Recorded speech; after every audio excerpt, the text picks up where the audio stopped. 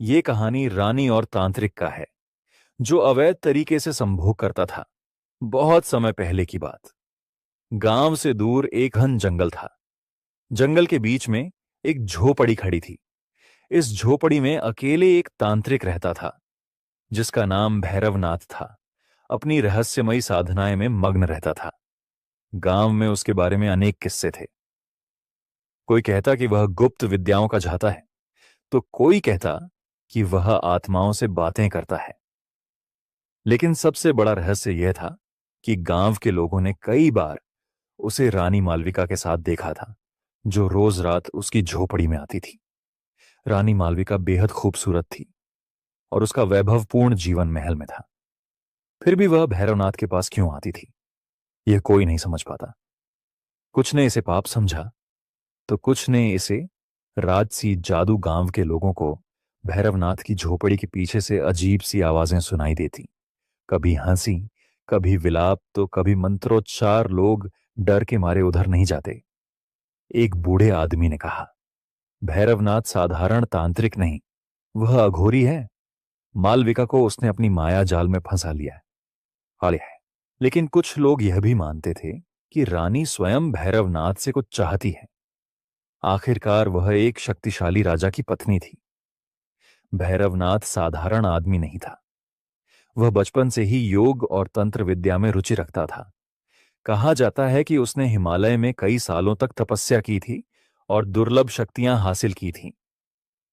लेकिन जब उसने यह समझा कि इन शक्तियों को साधारण जीवन में नहीं अपनाया जा सकता, तो उसने अपने जीवन को अकेलेपन और साधना में समर्पित कर दिया। रानी मालविका की कहानी भी कम रहस्यमय नहीं थी। महल में रहते हुए भी वह उदास और परेशान रहती। राजा अक्सर युद्ध में व्यस्त रहता और रानी का अकेलापन बढ़ता गया। उसे यह भी महसूस हुआ कि उसके आसपास के लोग, जिन पर वह भरोसा करती थी, उसके विरुद्ध षड्यंत्र रच रहे थे। एक दिन महल में एक साधु आया और उसने रानी से कहा, यदि तुम अपने जीवन के सभी उत्तर चाहती हो, तो जंगल में रहने वाले भैरवनाथ से मिलो। रानी ने बिना समय गवाए जंगल की ओर प्रस्थान किया। रानी और भैरवनाथ की मुलाकातों ने धीरे धीरे एक गहरा मोड़ ले लिया। रानी ने महसूस किया कि भैरवनाथ केवल एक तांत्रिक नहीं, बल्कि एक ऐसा व्यक्ति है जो उसके जीवन की अकेलापन को समझ सकता है। भैरवनाथ ने उसे अपने मंत्रों और तंत्र साधनाएं से अपने बस में कर लिया। लेकिन एक रात जब रानी झोपड़ी में आई, तो उसने देखा कि भैरवनाथ ने एक अजीब सा चक्र बनाया हुआ है। चक्र के बीचों बीच एक दीपक जल रहा था और चारों ओर कुछ अज्ञात प्रतीकों को अंकित किया गया था। भैरवनाथ ने रानी को भीतर बुलाया और कहा, यदि तुम अपनी अकेलापन की समस्याओं से मुक्ति चाहती हो, तो तुम्हें मेरी साधना में भाग लेना होगा।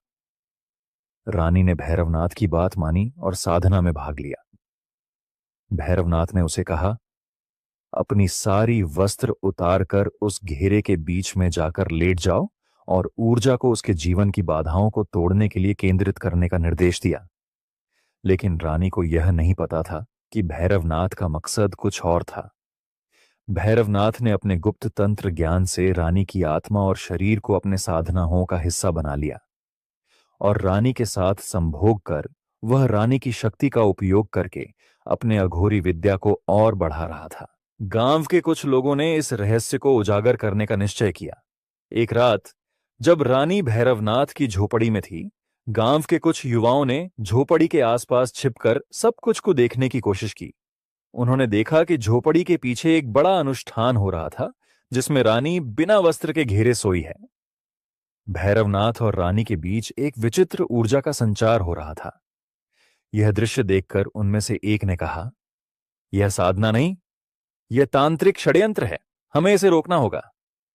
अगली सुबह गांव वालों ने भैरवनाथ का सामना किया, लेकिन भैरवनाथ ने कहा, तुम जो देख रहे हो वह केवल तुम्हारी समझ का भाव है। मैं रानी की मदद कर रहा हूं। रानी, जो अब भैरवनाथ के प्रभाव में थी, रानी ने गांव वालों को कहा, तुम लोग नहीं समझ सकते, यह सब मेरे भले के लिए हो रहा है। लेकिन कहानी का अंत चौंकाने वाला था। रानी की हालत धीरे धीरे बिगड़ने लगी। वह कमजोर और असहाय हो गई। भैरवनाथ ने महसूस किया कि उसकी साधनाएं असफल हो रही हैं। एक दिन रानी ने भैरवनाथ से कहा, मुझे छोड़ दो, यह मेरी गलती थी। भैरवनाथ ने उसे मुक्त किया, लेकिन इसके बाद वह झोपड़ी छोड़कर कहीं और चला गया।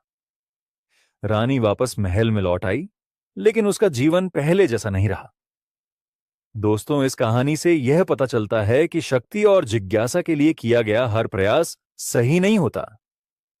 भैरवनाथ और रानी की कहानी रहस्यमय तो है, लेकिन यह एक चेतावनी भी है कि किसी के प्रभाव में आकर जीवन के मूल्यों को भूलना हमेशा नुकसानदेह होता